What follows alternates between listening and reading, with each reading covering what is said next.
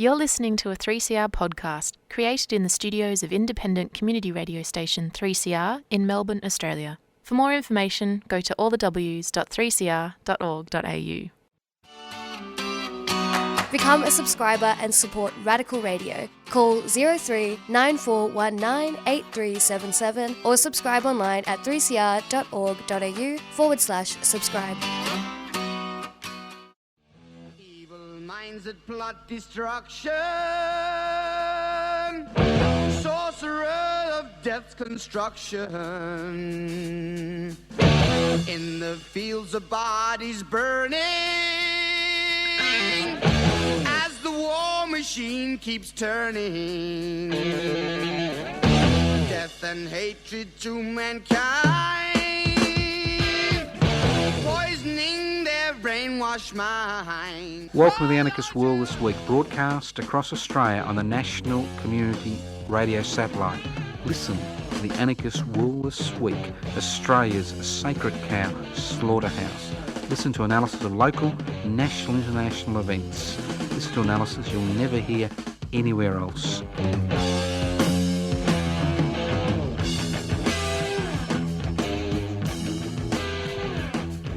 Welcome to the Anarchist World This Week, broadcast across Australia via the Community Radio Network. This program is streaming live on 3cr.org.au. The program is podcast. You can access the podcast by going to 3cr.org.au. And I've just noticed my voice has got deeper. I wonder why. Maybe I'm getting a virus. Who knows? If you wonder what anarchism is all about, no, it's not about deep voices and people shouting. Anarchos without rulers. It's a society without rulers, not without rules. What gives people an authority, the ability to determine the lives of billions of people, as we see around the world every day. Inequalities in power and wealth. The anarchist struggle is the struggle to create a society without rulers. That means a society where the people involved in the decision make that decision where wealth is held in common. Exceptionally conservative concepts. Obviously, the path to such a society is unknown. There are many pathways which people take, and obviously we all respect what people are doing in that struggle to create a society without rulers where wealth is held in common.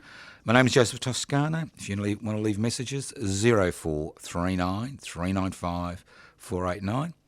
You can email me at anarchistage@yahoo.com, info@anarchistage@yahoo.com, or info@pibci.net. Number of Facebook pages, YouTube channels, you name it, we've got it. Unfortunately, as you know, social media, a lot of content, little action. What we're interested in this program is a little bit of action as well as a lot of content. Now, we're told consistently every day I wake up, I'm told it's such a complicated world. Everything is so complex. And I'm thinking, what? Complicated? I mean, I do a lot of historical research. And I've noticed the same issues, the same stories, the same results happening over and over and over again. We don't live in a complicated world. They would like us to think, people who exercise authority and hold wealth would like to think we live in a complicated world. Because people like you and me, obviously we don't have the intellectual capacity to be able to unravel this complicated world and have an impact on this complicated world. It's only those people who exercise power and have wealth have that capacity to unravel that complicated world. Well, it is not a complicated world. It is a very, very simple world. Obviously, there may be many complicated pathways in any struggle, but it is a simple world. And it's based on two concepts. Doesn't matter what your gender is, your sexual orientation, your racial background, whether you're a First Nations person around the world or not.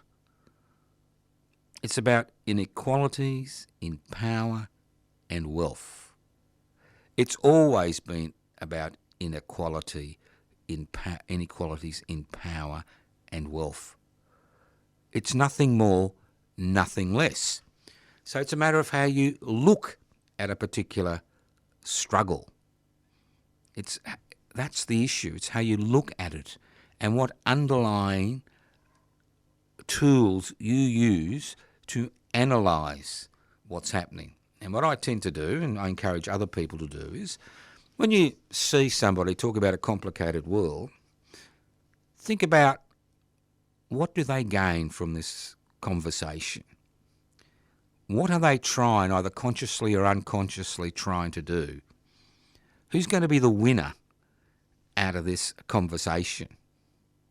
Are we going to see an increased concentration of power and wealth in fewer hands, or are we going to see the reverse? Because the reality is, it is not complicated. It is simple. I'll give you a simple example, which most of you have been involved in the last, decade or two. Housing in Australia, or just limited to Australia. Housing in Australia. We're told it's a complicated problem. There isn't enough land. Planning regulations are too difficult. We can't house everybody, although we're one of the richest nations on the planet, resource-wise, as far as human resources and natural resources.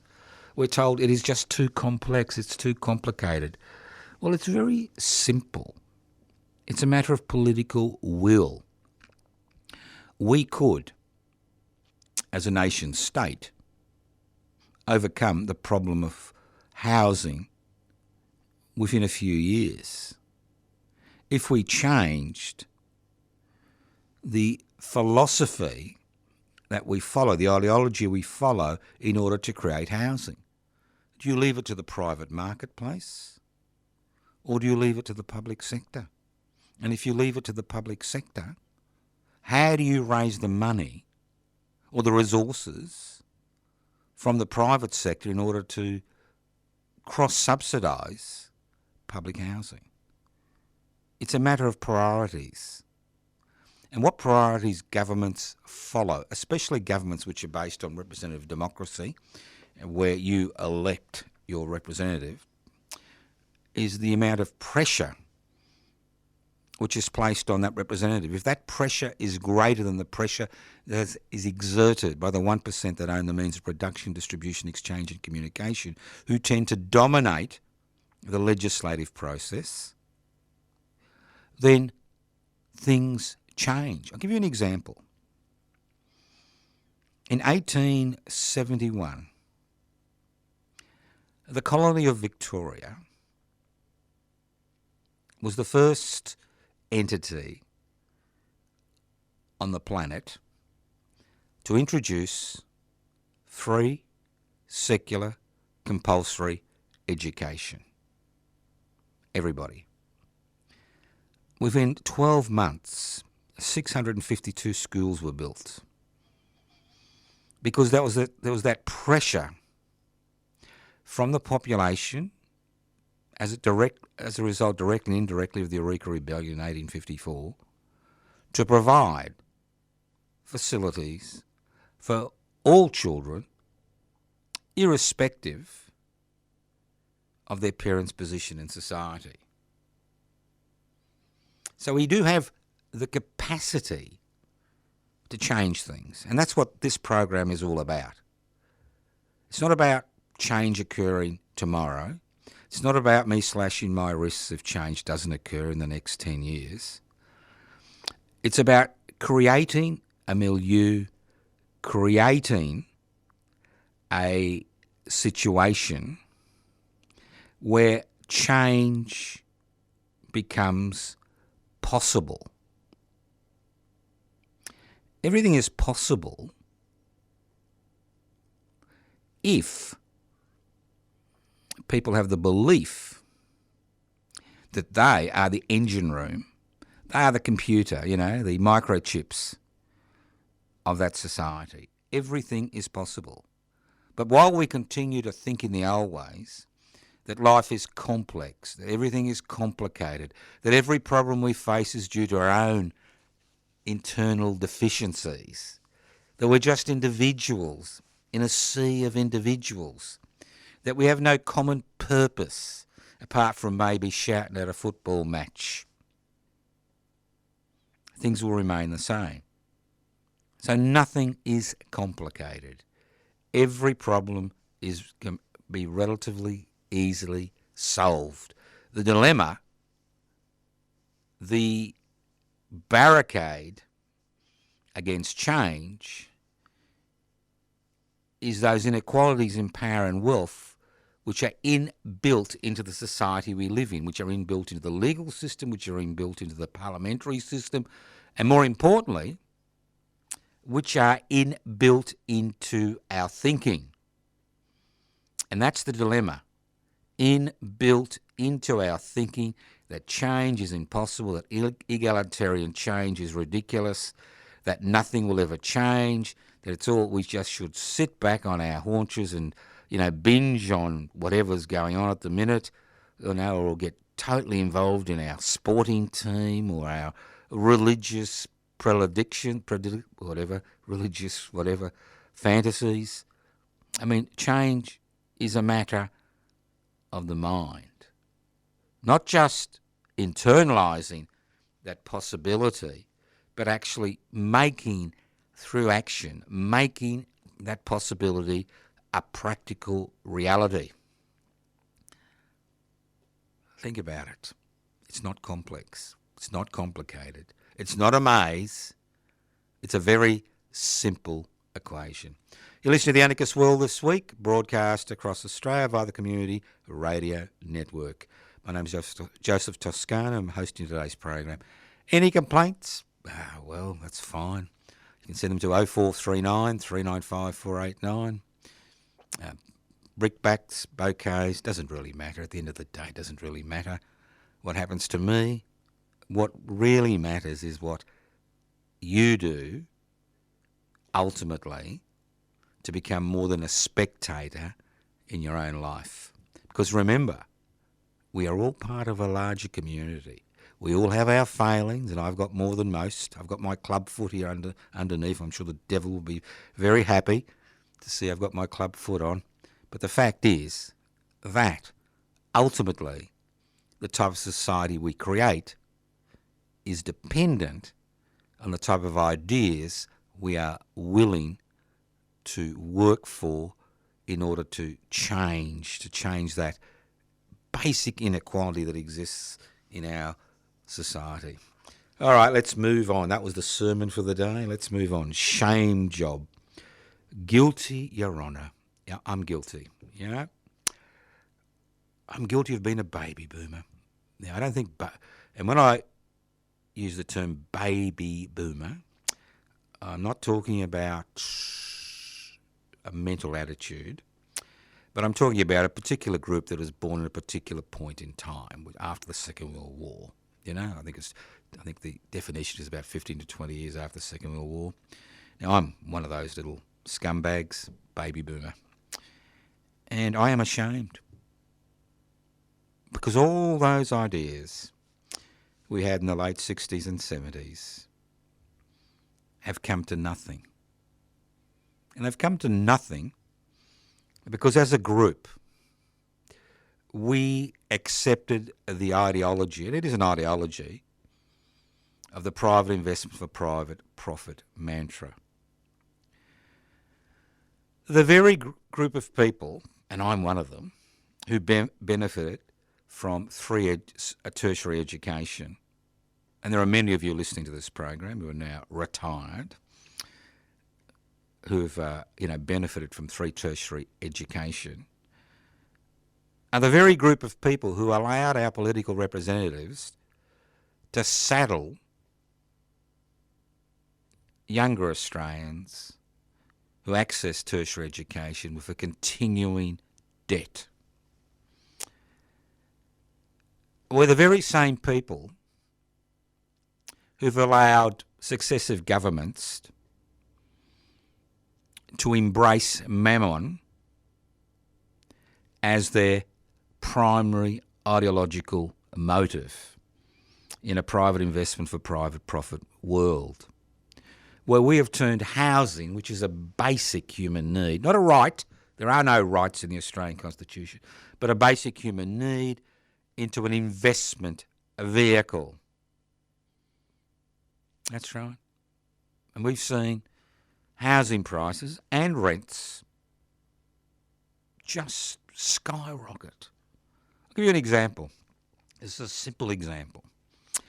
In, I think it was 1981. Yes, it was 1981. The bank and I were able to buy a little 3-bedroom home in Richmond, shabby little thing, tilted house, wood, for $42,540. Now, I vacated that home a few years later, about 4 or 5 years later, doubled the profit and actually paid off the bank, had a little bit left over. But the same home, which was sitting on the ground because most of its foundations had collapsed, in 2019 hadn't even been painted. The floor was still tilted to one side, which is not unusual in these older homes in the inner city of Melbourne. What do you think it sold for? $1.4 million. So that house increased in value 40-fold, while at the same period wages increased in value 7-fold. And to rent a house like that in Richmond today, I think you'd be paying $700-800 a week. And we allowed that to happen. We, as a group, allowed that to happen. At the same time as a group, this is the baby boomers, my brothers and sisters, uncles and aunts, you know, the baby boomers. I should say brothers and sisters and cousins, all right? All our cuz. We allowed this to happen. And we were happy that it happened because those of us, and I don't include myself in this, who were fortunate enough to, you know, make a huge profit during this period by just sitting on your home, are very happy with the situation.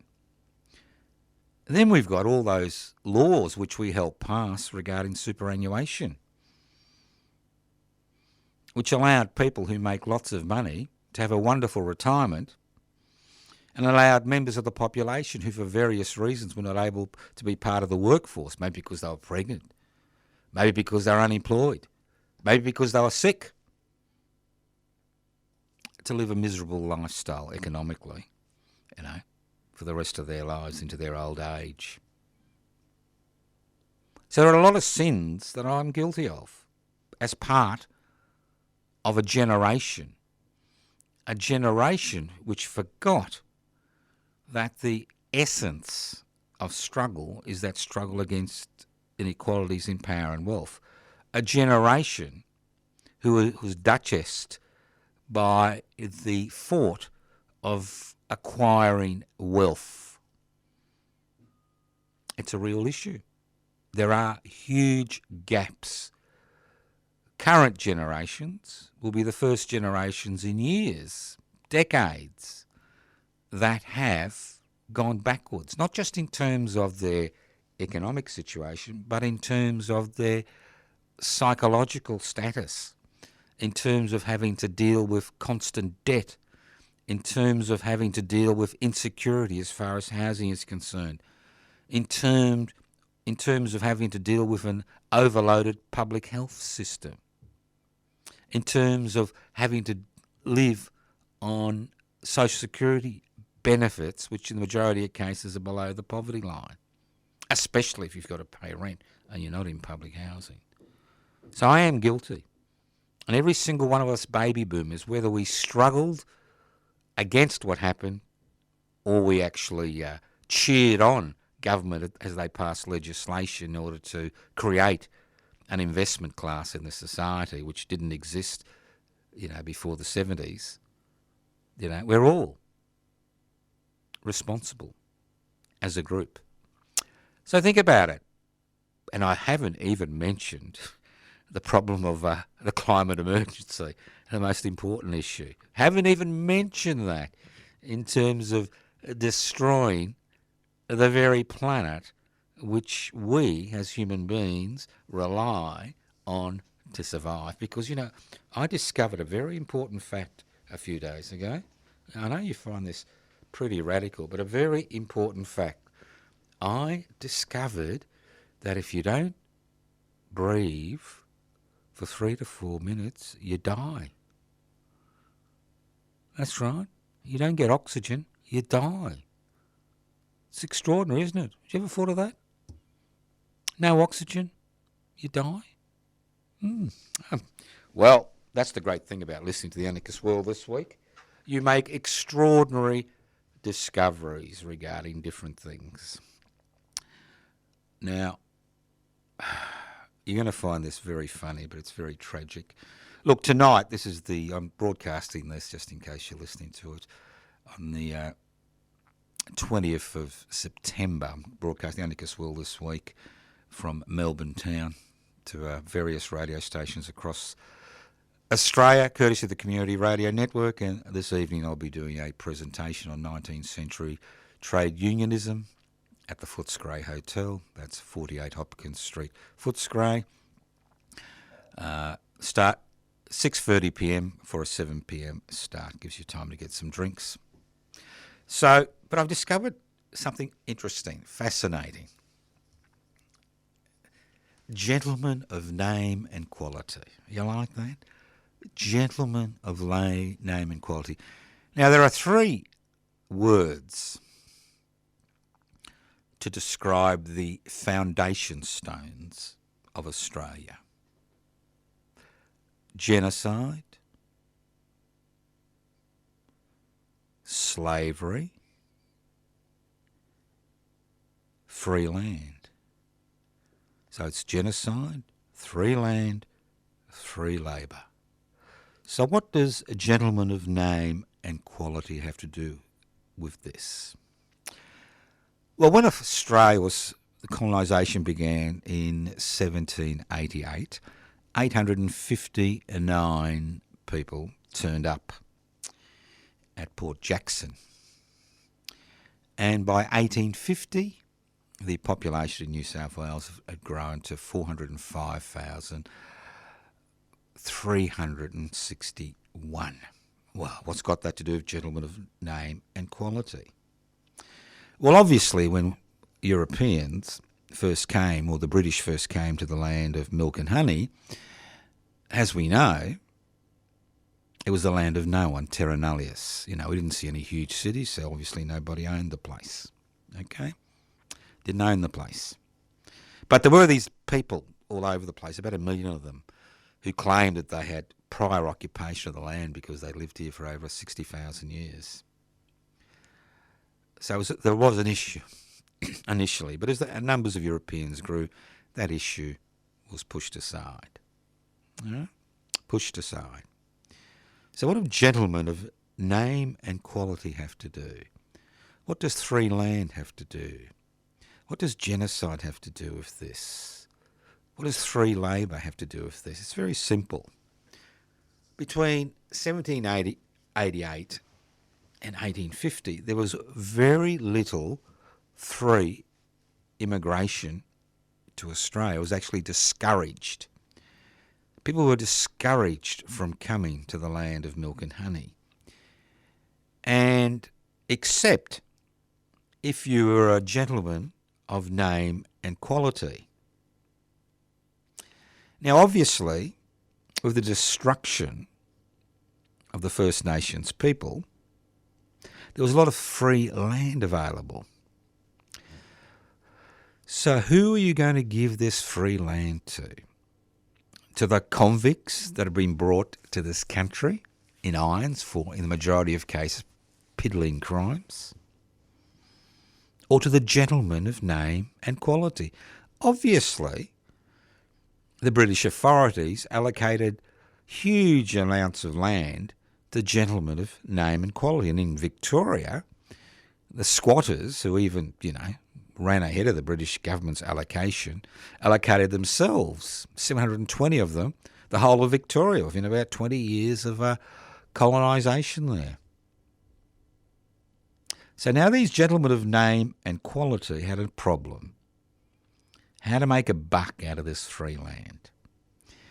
Now, obviously, while genocide is occurring in Australia and the free land becomes available to the gentlemen of name and quality, there is something occurring in Mother England and the rest of Europe.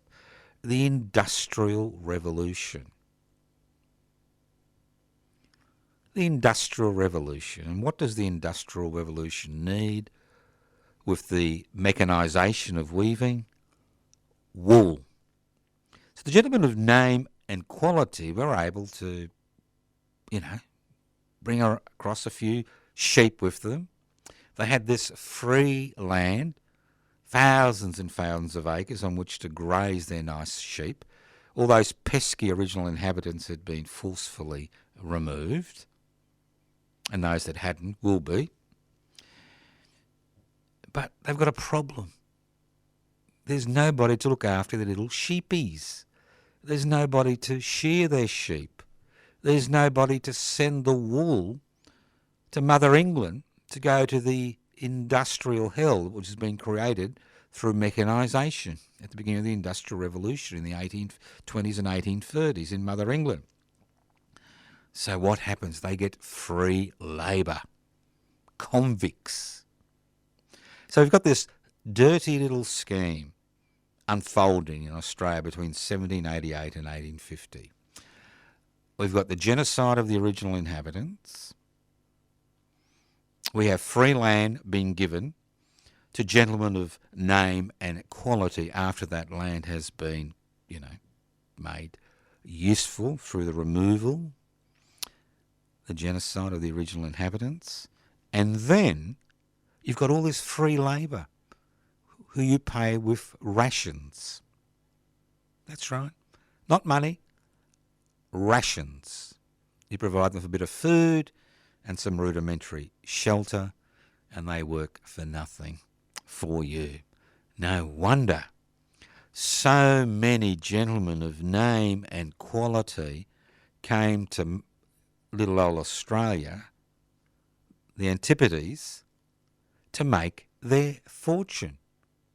I mean, you'd have to be stupid not to make a fortune if you got free land and free labour. So it's interesting. So when you think of the foundation pillars of Australian society, it's all about a gentleman of name and quality. That's the key. Name and quality, receiving free land, which has been taken forcefully through the genocide of First Nations people, and free labour, which is provided by convicts who are brutally repressed. And if you want to learn more, come along tonight. Because 19th century trade unionism has a very interesting, fascinating beginning. Let's move on. Pyrric victory. Pyrric victory. What's a Pyrric victory? What's a Pyrric? Well, it's when you have a victory, but you actually don't have a victory. It's like shooting yourself in the foot. You're out there trying to kill a kangaroo or two just to enjoy yourself, and all of a sudden, gun goes off, and bang, there's a big hole in your foot. That's a Pyrric victory. You may have shot a few kangaroos, but the hole in your foot is a bigger concern to you today. Look, I'm fascinated with the voice referendum.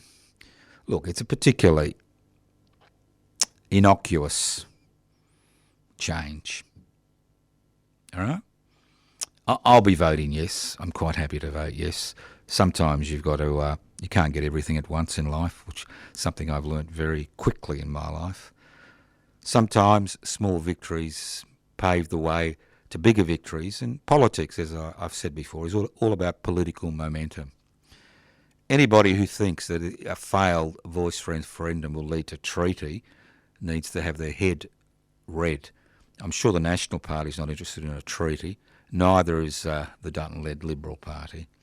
And obviously there are elements of the ALP that are not interested in a treaty. So unless there's the political momentum that the voice referendum succeeds, there will be no momentum for a treaty. It's a little bit like the 1998 Republican referendum, irrespective of what you thought about that and the question that was put up to. The fact is, when that referendum failed 24 years later, although Queen Lizzie is gone and the fruit of her loins, Charlie, is there, nobody talks about a republic in any meaningful way. So, you're going to have to vote. Well, you don't have to vote. It's up to you, Although it's compulsory, whether you vote or not is your business. So whatever you put in the box is your business. But as I said, I'll be voting yes. I'm happy to vote yes. I'm a bit surprised by the coalition that's occurred that's promoting the no campaign. It's quite an extraordinary coalition. But all I can say is, if the 1967 referendum had been unsuccessful and powers weren't transferred to the Commonwealth regarding Aboriginal and Torres Strait Islanders from the states, there would have been no land rights legislation. End of story. None whatsoever. So there is momentum. You can't get everything at once. I learnt that a long time ago. And the fact is that voting yes is not going to really destroy you. It's not going to affect me in the end of the day, whether it's yes or no. I'll continue campaigning. But I am very concerned about First Nations people if the no vote succeeds, because their struggle will be put back generations. You listen to The Anarchist World this week, broadcast across Australia via the Community Radio Network. Look, I'd like to thank all those people who turned up to the West Papuan do in Melbourne on Sunday, although it was the day for the mass rallies for the Vote Yes referendum. The West Papuan thing went ahead and there were lots of people there, many from various parts of the Pacific, as many Australians were there as well as West Papuans. And I am interested in a few things regarding what's described as slow-motion genocide in West Papua. Because the situation hasn't got better, it's actually got worse for the First Nations people of West Papua. And the whole idea of having the West Papuan office is to provide a mechanism via which West Papuans can conduct their struggle for independence. Obviously, they'll have their own issues, their own internal problems, but it's about creating a space where that struggle for West Papuan independence can continue. Now, I did find out on Sunday that the West Papuan office needs volunteers. That's right, they need volunteers. They need volunteers to assist with accounting. They need volunteers to assist with marketing. These boring things that keep a group together. Resources, marketing, struggle, those type of things. Now, I know there's a lot of retired people here listening to the Anarchist World this week, and you're all very concerned about... what are you concerned about? Oh, yeah, you're concerned about what television program you're going to watch tonight or tomorrow. I'm concerned about that too, obviously. No, I mean, seriously. You're concerned about the situation in West Papua. You've got skills that you can share. So if you're interested in volunteering to assist people at the West Papuan office in Melbourne, and you could be anywhere in Australia, you may be able to assist, I suggest you do one of two things. You can either SMS your interest to 0424 745 155, 0424 745 155, or you can email frwp womensoffice@gmail.com, frwp womensoffice@gmail.com. So give them a buzz if you've got a bit of time, and obviously if you can join the Rent Collective, that'll be good too. But the main thing is to get in there, give them a bit of assistance. There's lots of things we can do in life. This is one thing that has practical assistance to assist the people of West Papua. And just in case you think West Papua is on the other side of the universe, no, West Papua, believe it or not, is only 72 kilometres from the Australian coast. That's right, 72 whole kilometres from the West Australian coast. So obviously it's pretty easy to get to West Papua. Now let's move on. Peter Norman Day. Yes, things keep happening.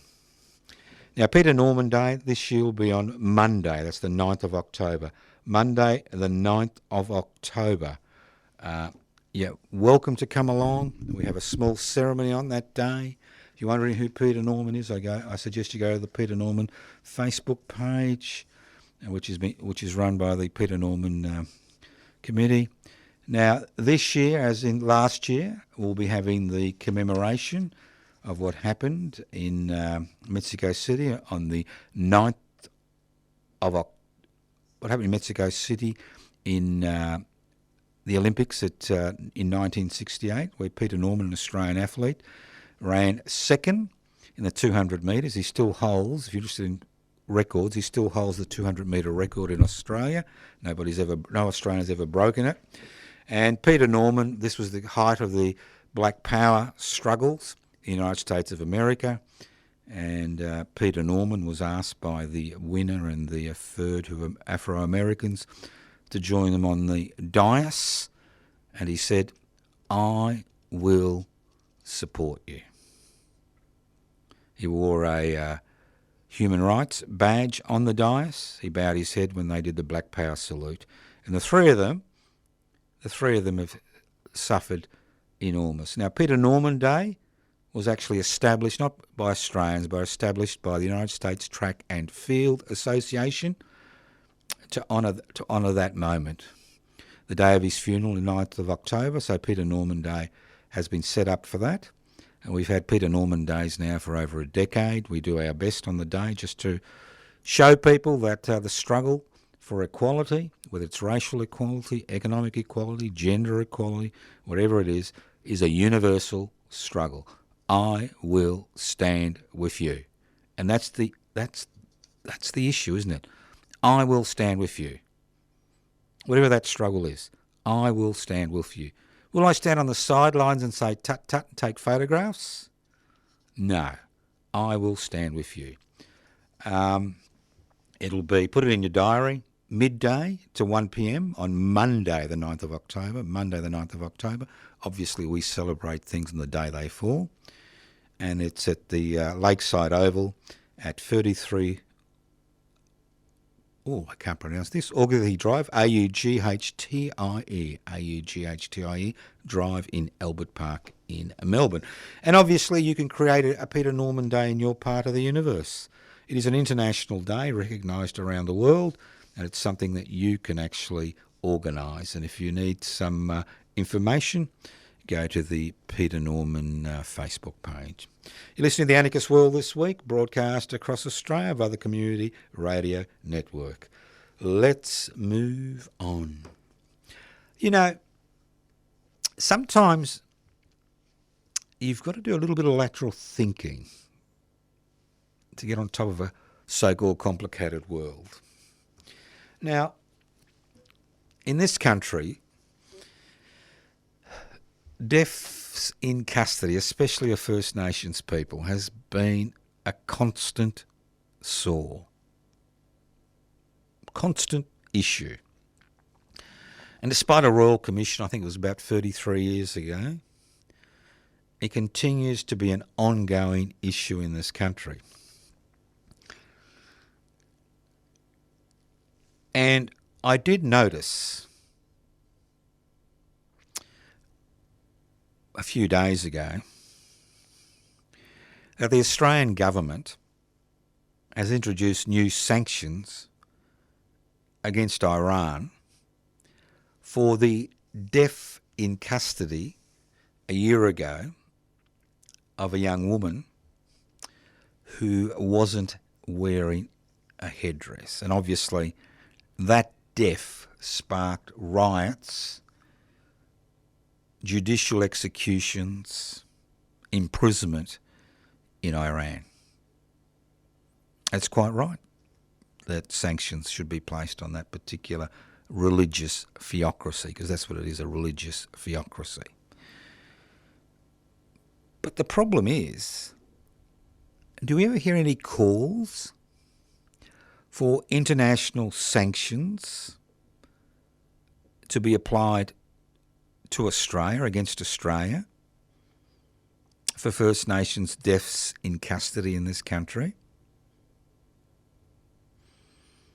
One death in custody in Iran means sanctions from the Australian government against Iran. Over 500 deaths in custody in the last 30 years in this country. No international sanctions of any type. Maybe, just maybe, what is required for the successive Australian governments at the federal and even the state level would take a more active interest in this particular situation if sovereign nation states overseas introduced sanctions against Australia because it is not doing enough regarding deaths in custody and the huge number of Indigenous Australians that find themselves in prison in this country in comparison to the rest of the population. When 4% of the, or less, 3.5% of the population makes up 30% of the prison population, you realise there's a situation. And I think this is one particular situation where international sanctions are required.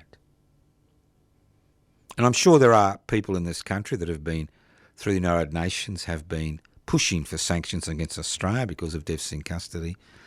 There's nothing more that awakes a nation state, especially the government of a nation state, than international sanctions against it.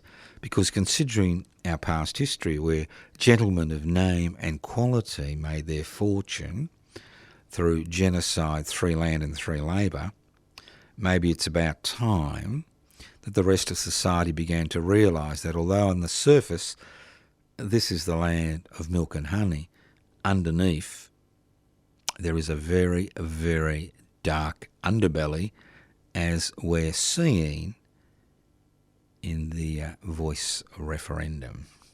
Listen to the Anarchist World this week, broadcast across Australia via the Community Radio Network. Now, prisoner swaps. There's been another big issue today, hasn't it, in the last few days? Prisoner swap. You know, Iran and the USA swapping prisoners.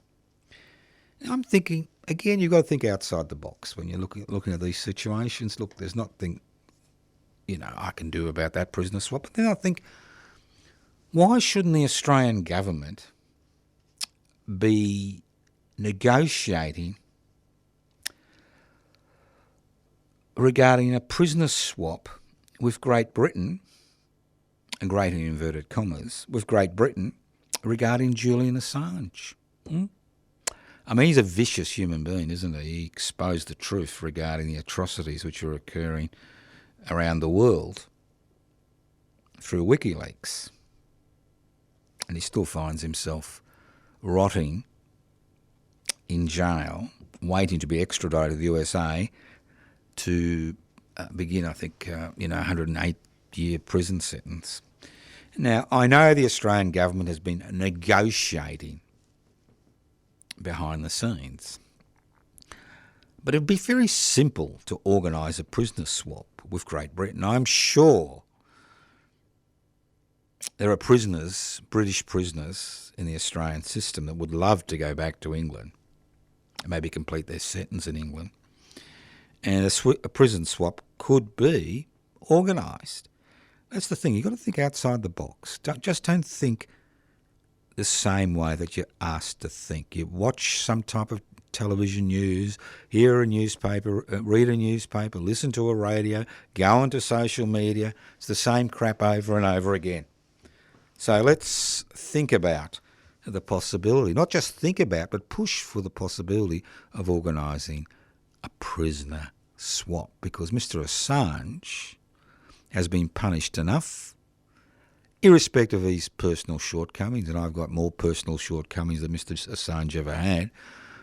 The fact is that he has been basically persecuted for allowing the world to see what was happening behind the embedded media reports of what was happening in Iraq during that period. You listen to The Anarchist World This Week, broadcast across Australia via the Community Radio Network.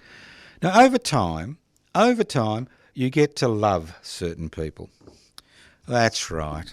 I used to, I know Mr. Bjelke-Petersen has been dead now for over a few decades, and I know that he was responsible for having me beaten up a few times. Not personally, no, just these little goons beaten up over the years. And I know he was responsible for having me blacklisted from every public hospital in Queensland, which forced me to go to Melbourne. Could you imagine the punishment, leaving Brisbane to go to Melbourne in 1976? Oh, I've never got over it, to be honest, he says, laughing. Best thing that ever happened to me. But he had a beautiful phrase, feeding the chooks. Now, obviously, being a man with a country background, coming from New Zealand to Dalby, if I was correct. I think it was Dalby. No, Kingaroy in Queensland. I've forgotten my little country towns. He was the type of bloke, had a bit of humour to him. Like he said, one day somebody left him 400,000 in a brown paper bag, and he said to the reporter, "Doesn't everybody receive money in brown paper bags?" And the media, feeding the chooks. You talk about feeding the chooks. Now, although Premier Daniel Andrews, the Premier of Victoria, the longest serving Premier, I think, currently in office in Australia, everybody else seems to have disappeared, has a habit of feeding the chooks. And it was wonderful. Wonderful to see the man who privatised Melbourne ports. This is the Labor Premier, obviously. Only Labor Premiers privatise, you know that. Privatised the Port of Melbourne. Privatised the Vic roads. Is privatising public housing. You name it. If he can flog it, he'll flog it. He was trying to privatise work cover, but the trade unions arced up a bit. And it was the same with TAC, which was on the chopping block before the last budget. But the unions arced up, and he needs their support currently. But I love his media opportunities, and I saw a brilliant one yesterday. I had to smile to myself when I saw the report that the federal government had given $500 million for the Andrews-led Labor government in Victoria to redevelop, that's the key, redevelop 2 blocks in Carlton, which have had their residents pushed out by Housing Victoria. 2 blocks in Carlton to build 231 units. 500 million for 231 units. That's a nice job if you can get it. I think I'll put in the contract for that job. And then we're told that before that there are 193 units in these 2 blocks, which they claim were unfit for human habitation, because obviously the state government's policy is not to repair public housing. It's an unstated policy. You go around the public housing blocks and you can see what's actually happening regarding that particular philosophy. You don't repair it. You put in people who are, have got major issues. You don't provide any support to those people. You watch the estate crumble, and then you come in and you knock it down and you rethink. And I'm thinking to myself, every Victorian, every Australian will be going, oh, isn't that wonderful? Isn't that wonderful? 500 million to the Victorian state government to build 231 units in Carlton. Social housing. You see, Mr. Andrews has a problem. He has a big problem. He cannot spell the word public, P-U-B-L-I-C. He has a great issue with the word public. We've seen public roads become private roads. We see the Labor government getting into bed with some of the biggest corporations on the planet, like Transurban, and giving them a free ride, the Treasury every day. And we see it constantly with this particular Labor government. It is very keen on destroying public assets. Now, at the last state election, in a bid for a third term, they did raise the idea of having a new public energy system. But as far as I know, nothing, hardly anything has been allocated to create a public energy system. It was just a little bit of window dressing. So it was good to see. Now, of these 231 social housing units, I can assure you that none of them will be public housing. Although the Greens were able to come into an arrangement with the federal Labor to provide money for public housing as well as social housing. But the good thing is we're now not using the term community and affordable housing because people finally realised that these are just private entities. So it was a great, great moment in stupidity.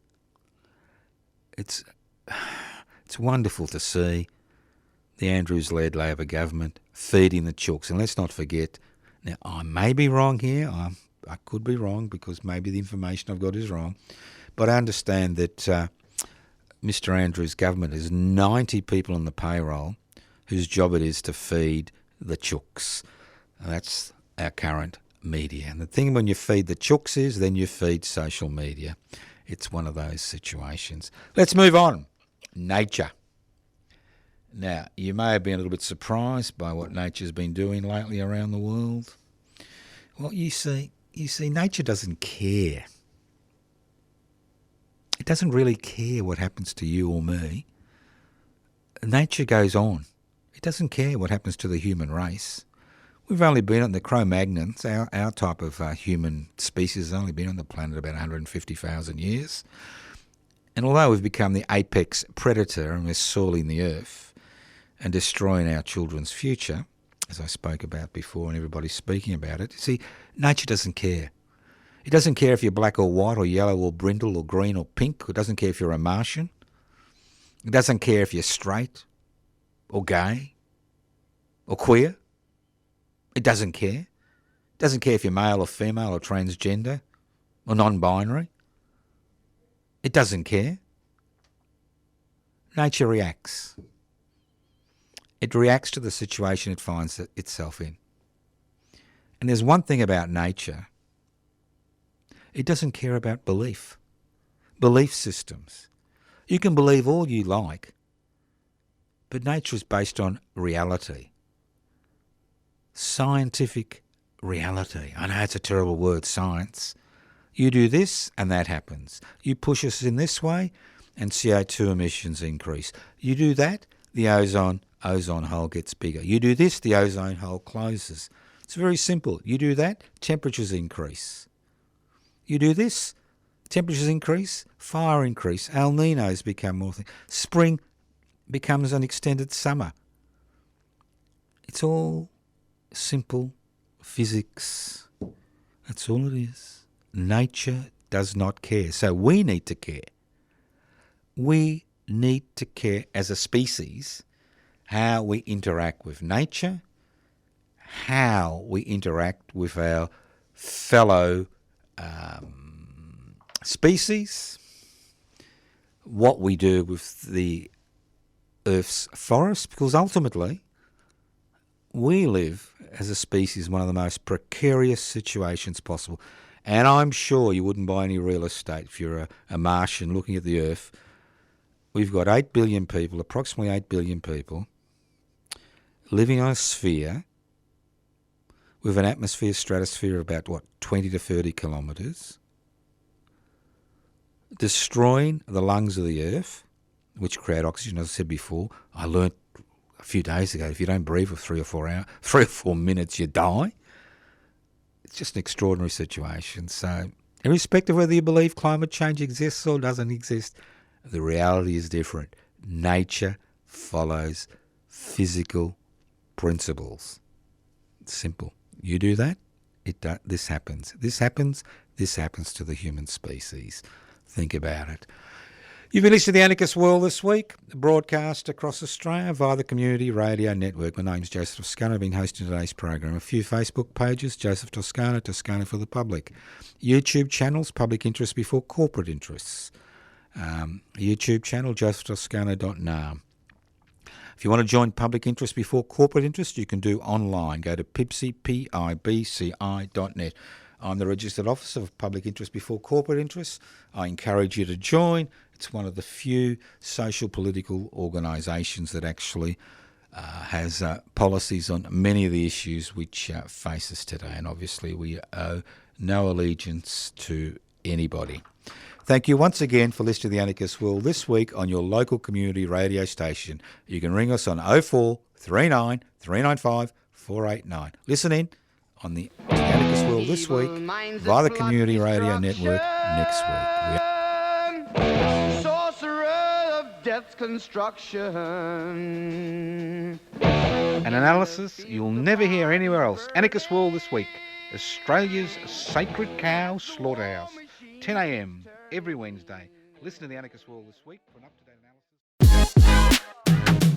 3CR is radical radio, and that means more than just alternative current affairs and political coverage. We're radical because we're an independent media outlet, owned and operated by the community. We're radical because we give communities the control of their own shows, with their own music, in their own languages. We're radical because we provide a media platform for communities to build their own power to create social change. Become a subscriber and support Radical Radio.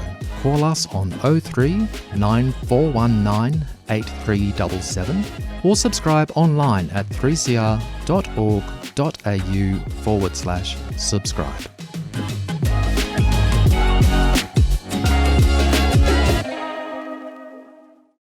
You've been listening to a 3CR podcast produced in the studios of independent community radio station 3CR in Melbourne, Australia. For more information, go to allthews.3cr.org.au.